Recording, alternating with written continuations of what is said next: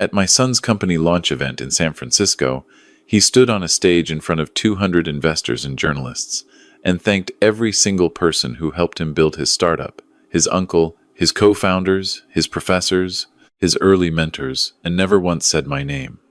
So I picked up my jacket from the chair beside me, walked out through the side exit while the applause was still going, and drove to my hotel alone. And when his uncle's funding collapsed 4 months later and my son called asking for the $87,000 I'd spent 18 years building for him, he found out it was already gone. Before we get into this, please subscribe to Arcane Vengeance and drop a comment telling me what time it is, where you are right now.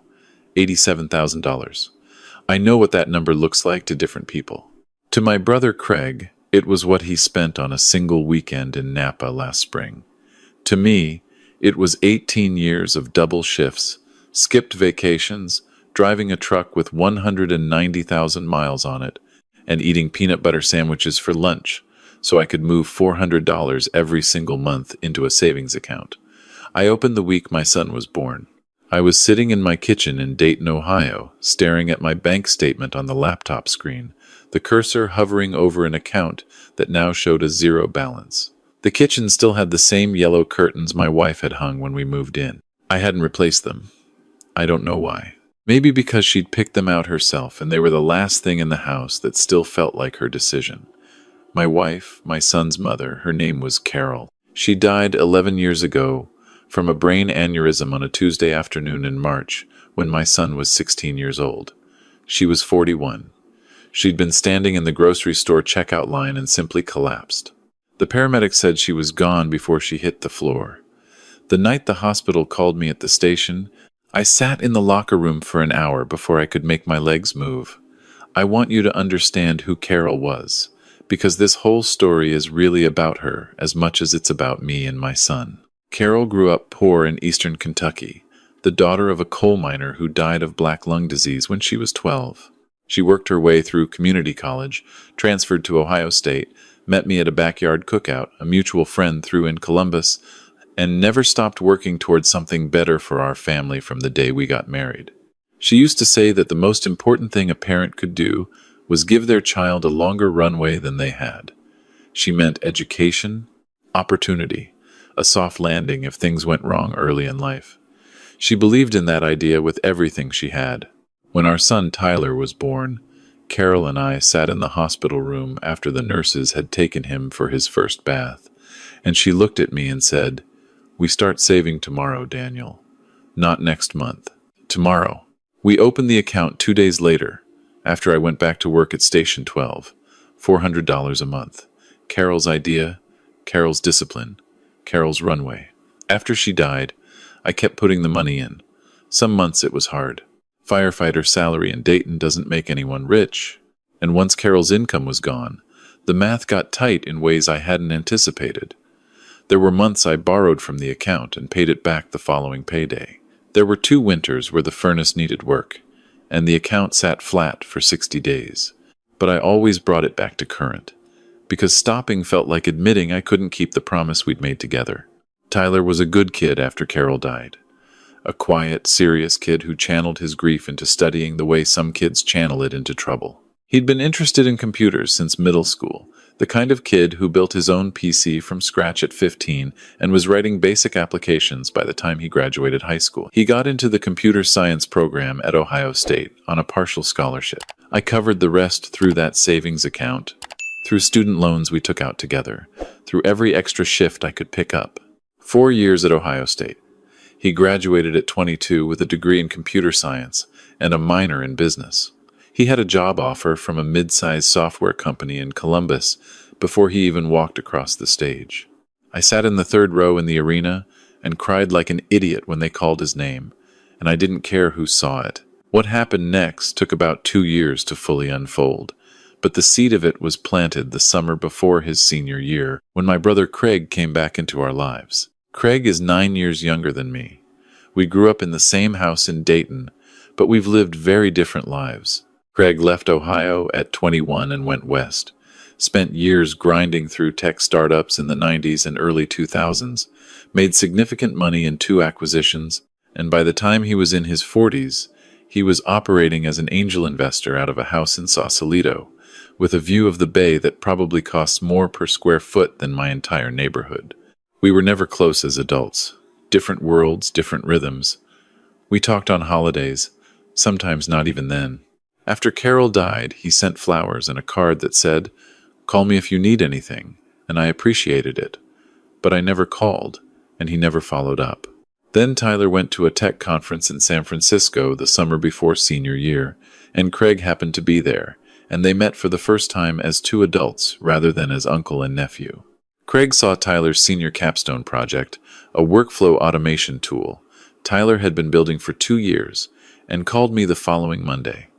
"Daniel, your kid is sharp," Craig said. "I mean genuinely sharp.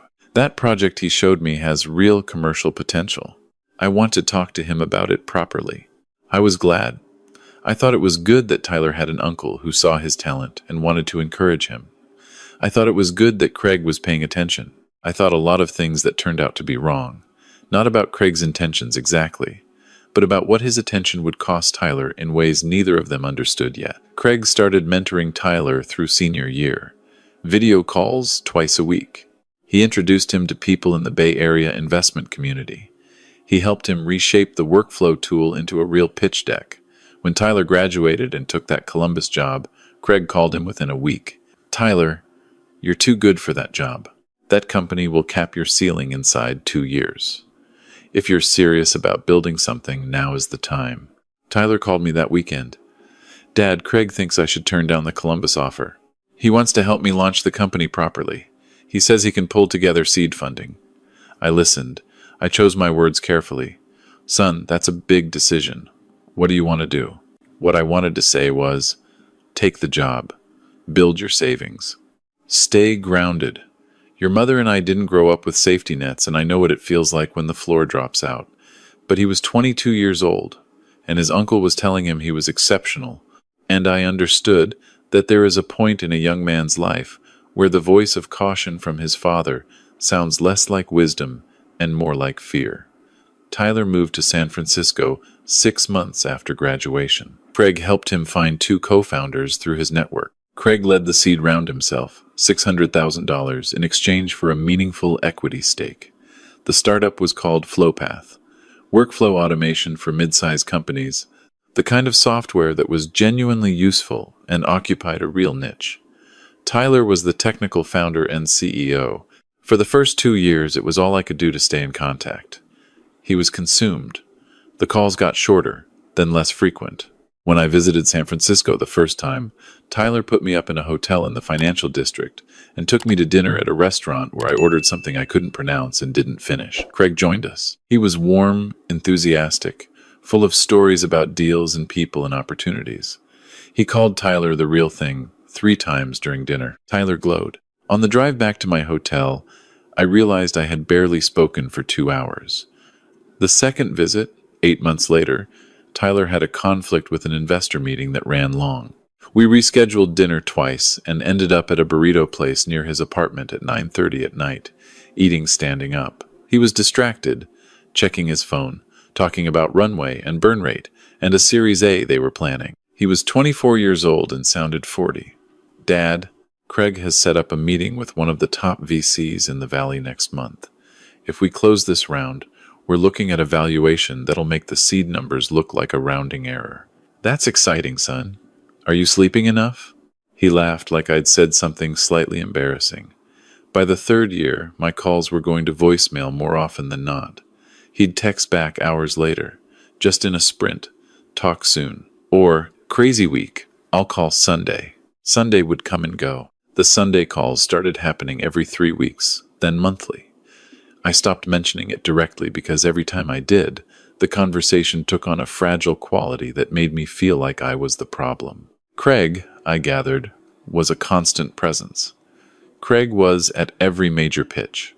Craig was at the Series A closing dinner. Craig was photographed at the launch party for FlowPath's enterprise product, standing next to Tyler in every shot. Tyler's Instagram, which I checked sometimes the way you probe a sore tooth with your tongue knowing it's going to hurt, was full of Craig at conferences, Craig at dinners, Craig at the Giants game in his club seats.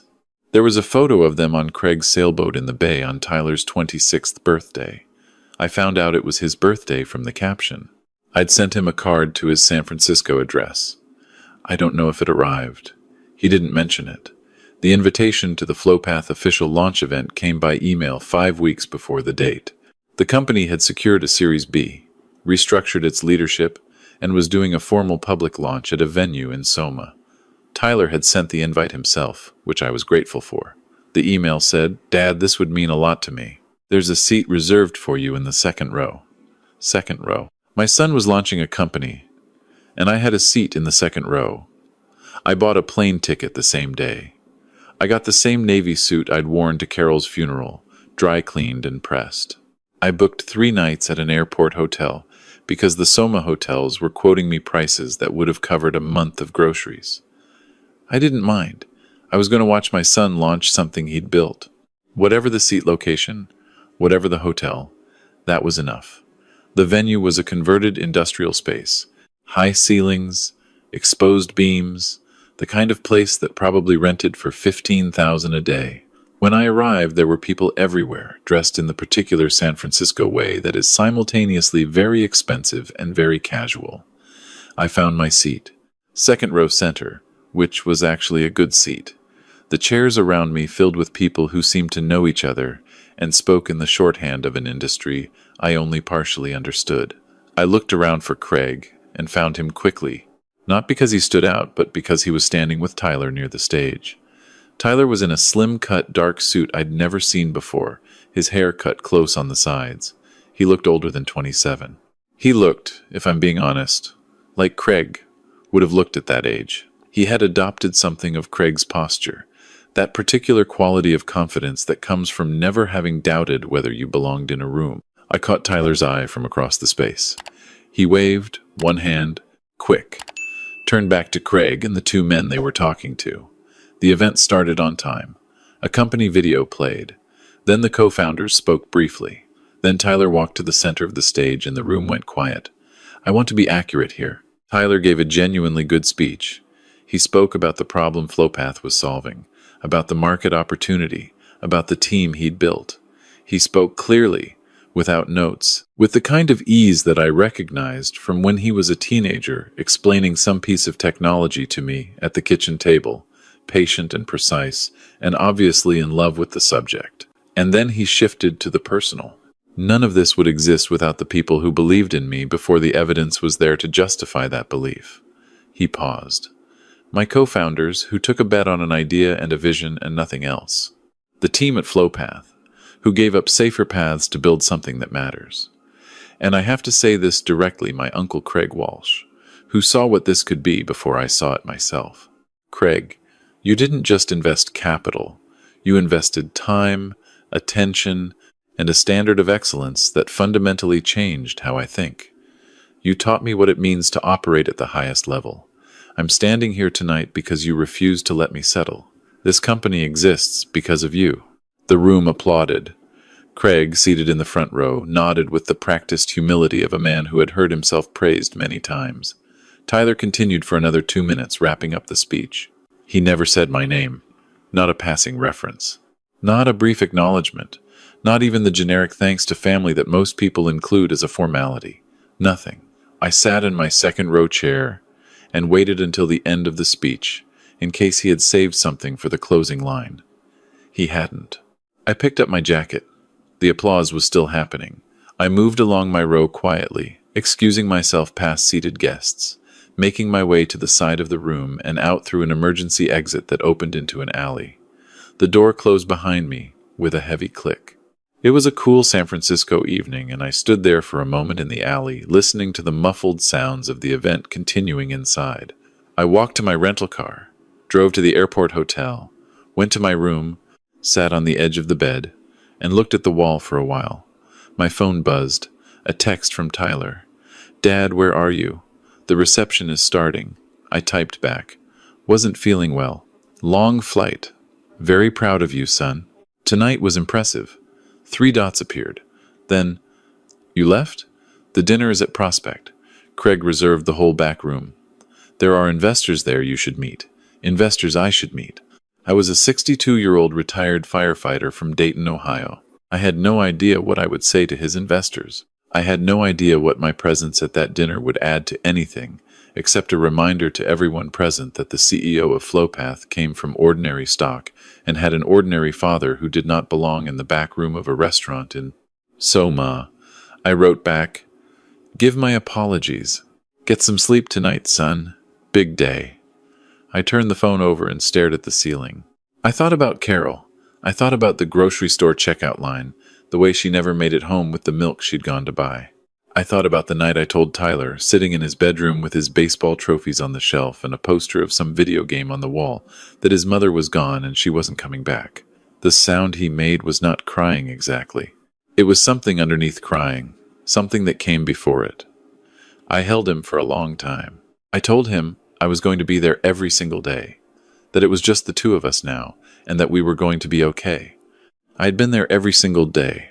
I thought about the 18 years of $400 monthly deposits, the account sitting now at $87,000 that Tyler had never once asked about directly, had mentioned only twice in passing. Once at Thanksgiving 4 years ago when he said the fund would be useful eventually, and once on the phone last year when I'd mentioned it, and he'd said, casually, almost offhandedly, that he appreciated it, but Flowpath's current valuation meant money wasn't exactly the concern it once was.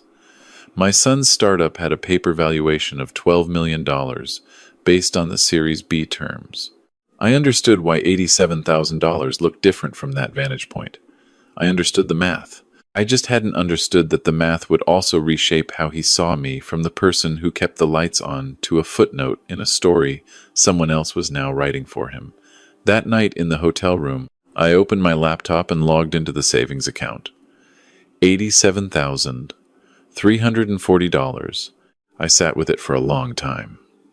Then I opened another tab and searched for the National Fallen Firefighters Foundation. It was an organization I'd known about for years that supported the families of firefighters killed in the line of duty. Families like the ones I'd seen in my years at Station 12, a wife and 2 kids at the door, when someone had to come tell them something no one should ever have to hear. The foundation ran scholarship programs for the children of fallen firefighters, kids trying to get to college on the same runway that Carol and I had believed in, kids without the parent who was supposed to help them build it. I stared at the donation page for a long time. Then I set up the withdrawal from the savings account, authorized the transfer, and designated it as a scholarship endowment. I named it the Carol Ann Mercer Memorial Scholarship, after my wife, using her maiden name, the name she'd had when she was a coal miner's daughter in eastern Kentucky, who decided she was going to build something different. The account showed 0. I closed the laptop and slept better than I had in months. The flight home to Dayton left at 7 in the morning. I was back in my kitchen by mid-afternoon, the yellow curtains letting in the October light, and I made coffee and sat at the table and felt something I hadn't felt in a while that I couldn't immediately name. It took me a few minutes to recognize it as peace. My phone had accumulated messages. Tyler had texted twice more the previous night, both short. "Hope you're feeling better. Call me tomorrow." Then, more urgently, the next morning, "Dad, I need to talk to you. Can you call when you land?" I called when I got home. "Dad." His voice had a different texture, controlled but with something under it. "Hey, son, I heard you left the event. Are you actually sick? Or was this about the speech?" I paused. "Both," I said. "That's not quite honest. The drive was long, Dad." He exhaled. "If this is about the thank yous, I'm sorry you felt left out, but the speech was focused on the business side, the investors and partners. It wasn't the right context for personal acknowledgments." "I hear you," I said. I didn't argue with him, not because I didn't have things to say, but because I'd spent the night in the hotel room saying them to myself, and I no longer needed to say them to him. Not yet. He moved on. "Dad, I actually need to talk to you about something serious. Craig is pulling back from Flowpath." I sat down in the kitchen chair. "What does that mean exactly?" The Series B had conditions built into the term sheet performance milestones we were supposed to hit by Q3. We missed 2 of them. Craig's fund has a fiduciary obligation to their LPs, and he's exercising a provision that allows them to reduce their position. He's cutting his stake by 60% and stepping back from the board. I absorbed this. What does that do to the company? It's not ideal. We're looking at a restructuring. Some positions on the team are going to be affected, and my compensation as CEO is being renegotiated as part of it. I've essentially been working on deferred salary for the last 8 months because we were reinvesting everything, and the new structure means that deferred amount is being written off. He'd been working for 8 months without full pay. I hadn't known that. How much are we talking about? I asked. Total? Between the deferred comp and the equity dilution from the restructuring? I'm probably looking at a net loss of about $60,000 from what I was expecting to have. Plus, I've got a lease in San Francisco and some personal credit lines I extended to cover operating expenses during the crunch. He paused. Dad, I know about the savings account, the college fund you've been adding to all these years. I know you mentioned it's grown to a decent amount. I was wondering if we could talk about whether any portion of that might be available as a bridge loan, just to stabilize things while the restructuring completes. Bridge loan, he was calling it a bridge loan. A loan from his father's savings that had been built for him since birth was now a financial instrument with a label on it to make the request feel transactional rather than what it actually was. I took a slow breath. Son, I said, I need to tell you something. I closed that account. He was quiet for a moment. What do you mean? I made a donation, the full balance. I named it the Carol Ann Mercer Memorial Scholarship with the National Fallen Firefighters Foundation. It's funding college for kids who lost a parent in the line of duty. The silence on the line stretched long enough that I thought the call had dropped. Dad. His voice was quiet now, that quality underneath the controlled surface more audible. You donated $87,000. Yes. When? 2 nights ago. After the launch event. Another silence. Was this because of the speech?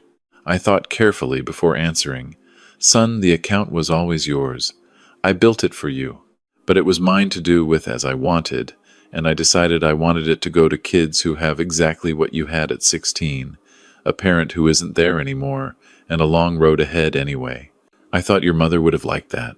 I thought it was the right thing to do with the money. I heard his breathing change. I have student debt, Dad. I have a lease I can barely cover right now. I've been under enormous pressure, and I genuinely thought that fund was there if things got bad. I know you did, I said. That was probably a fair assumption to make. I'm sorry I didn't give you more warning. He made a sound I couldn't quite read. Frustration, disbelief, maybe something closer to grief that he wasn't ready to identify yet. I need to figure out what I'm doing here, he said finally. The restructuring means my role at Flowpath might be changing significantly. Craig and I, it's complicated now. Professionally and just everything. I imagine it is, I said. He hadn't asked about me, I noticed. Not about how I'd gotten home. Not about whether I was actually feeling unwell. The conversation had moved directly from the launch event to the money and hadn't widened beyond that. I noted it and let it go. After we hung up, I went for a walk around the neighborhood. It was a cool October afternoon, leaves coming down from the maples along the street, that particular Midwestern autumn smell of earth and smoke and the season ending. I walked for about an hour. I thought about Craig. I didn't have anger toward him specifically. He'd seen something real in Tyler. My son's talent was genuine, and Craig had recognized it. But there's a certain kind of man who invests in people the way he invests in companies, with enthusiasm and clarity when the returns look strong, and with clean, efficient withdrawal when the numbers change. Craig had never been the kind of person who shows up for the difficult part. He left Ohio at 21 and never looked back. When Carol died, he sent flowers.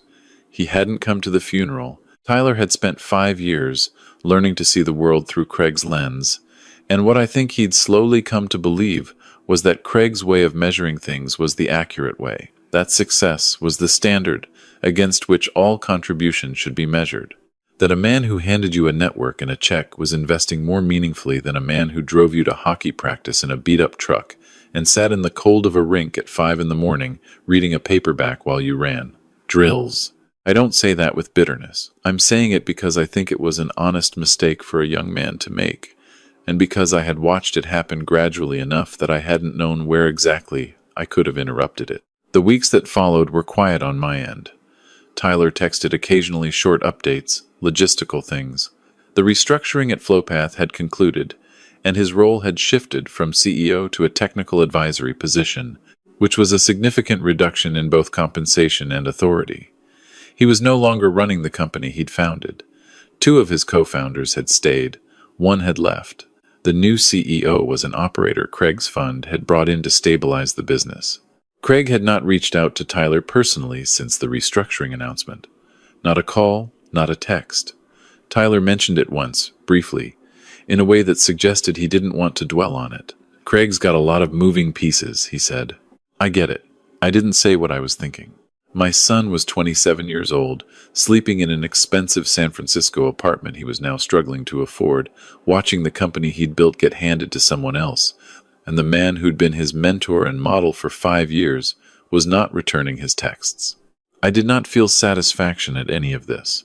I felt exactly what any father would feel, which was the particular helplessness of watching your child learn something hard and knowing that the only thing you can do is stay present and let the learning happen at its own pace.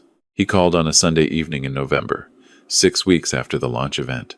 Actually called, not texted. Hey, Dad. Hey, son. How are you holding up? He paused longer than normal. Honestly, I'm not great. Tell me.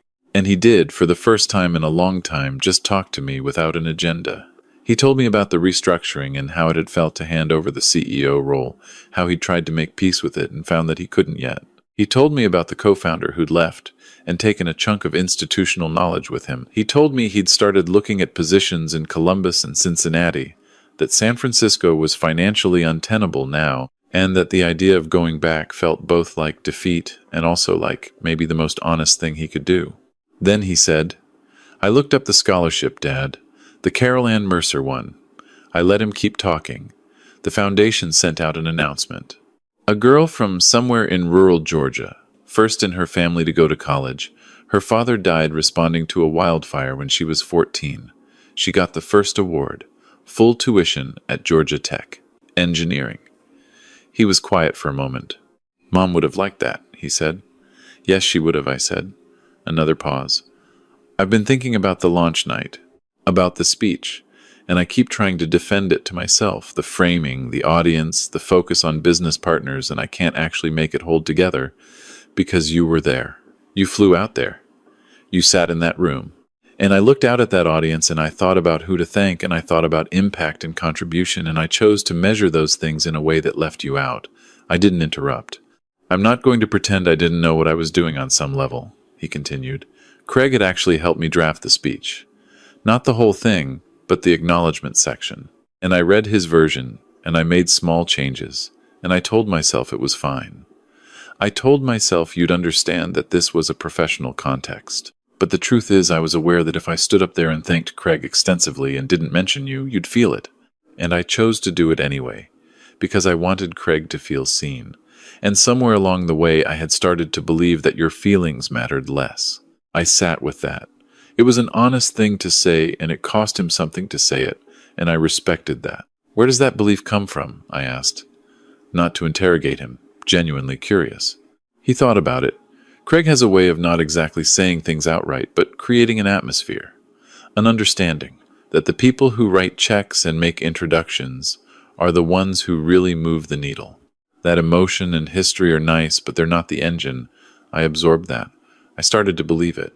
And once I believed it, everything that came from you started to look small because you're not operating in that world.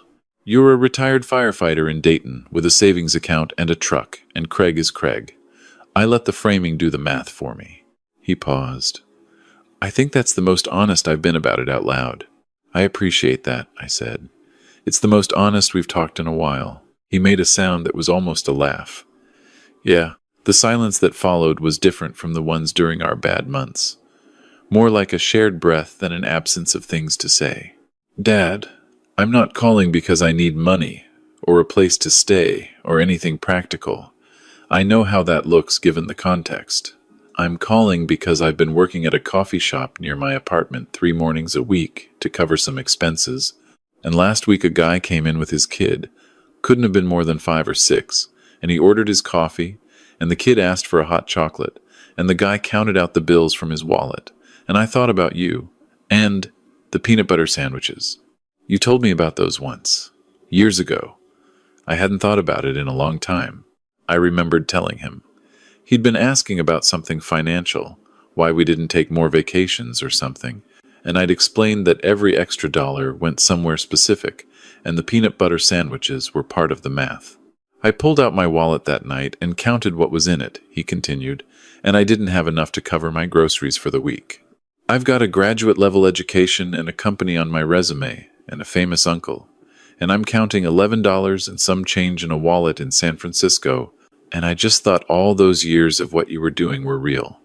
That was real. And I called Craig the way I'd have called you when I needed something, and it went to voicemail, and it's been 3 weeks. There was something in his voice I hadn't heard in a long time. The underneath thing. The layer below the composed, professional register he'd been living in for 5 years. Son, I said. Yeah. You can come home. I know, he said quietly. I don't want to do that to you. You're not doing anything to me. You're my son. Come home if you want to. Dayton's not San Francisco, but the rent is manageable and I make a decent spaghetti. He laughed. An actual laugh, surprised out of him. You still make it with the Italian sausage? Still make it with the Italian sausage. He was quiet for a moment. I might take you up on that. Not forever. Just to reset. For however long you need, I said. He moved back in December. I helped him load the essentials into a U-Haul he drove from San Francisco to Dayton over 3 days, calling me from rest stops along the way, Nevada, Utah, Colorado, Kansas, his voice getting slightly less tense with each call as the miles accumulated and the city got further behind him. He'd given up the apartment lease, sold the furniture he could, put the rest in a storage unit. He slept in his old bedroom the first night, same room where I'd told him his mother was gone. The baseball trophies were still on the shelf. I hadn't moved them either. He found work within 2 weeks, a mid-sized tech firm in Columbus doing exactly the kind of software development he'd been building for 5 years, only now as a senior contributor rather than a CEO. The salary was honest and the hours were reasonable. He drove to Columbus on Monday mornings and stayed with a college friend through the week and came back to Dayton on Friday evenings. We had dinner on Saturday nights. Simple meals, nothing fancy. The Italian sausage spaghetti, a pot roast, occasionally breakfast for dinner, which had always been Carol's Sunday treat. We talked during those dinners in a way we hadn't in years. He told me about the Columbus job, his colleagues, small frustrations, small victories. I told him about retirement, the neighborhood, the old guys from Station 12. I still met for coffee on Wednesday mornings, what I was reading, ordinary things. The kind of conversation that doesn't look like anything from the outside but is actually what connection is made of. Craig reached out in January, a text to Tyler that said simply, "Hope you landed well. Worth a conversation when you're ready." Tyler showed it to me across the dinner table and didn't seem to know what expression he was supposed to have about it. "What do you think I should do with that?" he asked. "What do you want to do?" He thought about it. "Nothing yet," he said. "Maybe eventually. But not because I need something from him, on my own terms and in my own time." I thought that was the right answer. I didn't say so. He'd stopped needing me to validate his reasoning, which was its own kind of progress. One evening in February, we were sitting in the living room after dinner, the television off, and Tyler was looking at something on his phone. He put it down and looked up at me. "Dad, I want to say something and I don't want you to brush it off." "Okay. I know the money's gone. I know you gave it to the scholarship, and I know you didn't do it purely as a lesson to me, that it genuinely was the right use of it in your mind, and it genuinely was what Mom would have wanted. I know all of that is true, but I also know it happened because of what I did, because of the speech and the years before it, and I need you to know that I understand what those 18 years represented. What the $400 a month represented. I'm not just saying I'm sorry. I'm saying I understand now what I didn't understand before, which is that the most consistent thing in my life from the day I was born was you. Not Craig, not Flowpath, not any version of success I was trying to build or any definition of opportunity I was chasing. You. And I threw that away for about 5 years trying to become something that I thought was more valuable. I looked at my son, 27 years old, sitting in the living room where he'd grown up, debt to pay down and a long road still ahead. And I thought about Carol saying we start saving tomorrow, not next month. "Tyler," I said, "you didn't throw anything away." I'm sitting here talking to you, aren't I? He nodded. The runway your mother and I wanted to build for you, it doesn't look exactly like we imagined. I'll be honest about that, but a runway is just a starting point. What matters is what you do once you're in the air, and you've still got most of the air in front of you. He nodded again, and this time he didn't look away. In March, the National Fallen Firefighters Foundation sent me a letter. The second Carol Ann Mercer Memorial Scholarship had been awarded. A young man from rural Pennsylvania who'd lost his father on a structure fire 6 years ago, heading to Penn State in the fall for civil engineering, first in his family to attend a 4-year university. There was a photo included in the packet of the young man at his high school holding the award letter, his mother standing next to him with her arm around his shoulders, and an expression I recognized. Tyler read the letter when he came home that Friday. He sat at the kitchen table with it for a while. "Is this going to be annual?" he asked. "As long as the endowment earns enough to fund it," I said. "They told me it should sustain for at least 15 to 20 years with the current balance." He set the letter down carefully. "Dad?" He paused. "I know I don't deserve to say this after everything, but I think you made the right call. With the money. With all of it." I poured us both a cup of coffee and sat across from him at the table with the yellow curtains behind me in the late afternoon light. "Your mother would agree with you," I said. We sat there and drank our coffee and didn't need to say anything else. Some gifts take a long time to recognize. Some roads curve so far from where you started that you can barely see the beginning from where you are. But if someone was laying that road down behind you the whole time, brick by brick, year by year, without asking for acknowledgement, and without stopping, that's not a small thing. That's not background noise. That's the thing. It just sometimes takes standing in the wreckage of someone else's promises to finally see it clearly. If this story stayed with you, please take a second to like this video, subscribe to Arcane Vengeance, and share your thoughts in the comments below. Have you ever sacrificed for someone who didn't see it until it was almost too late? I'd love to hear from you. And click the video on your screen to watch the next one. Thank you for being here.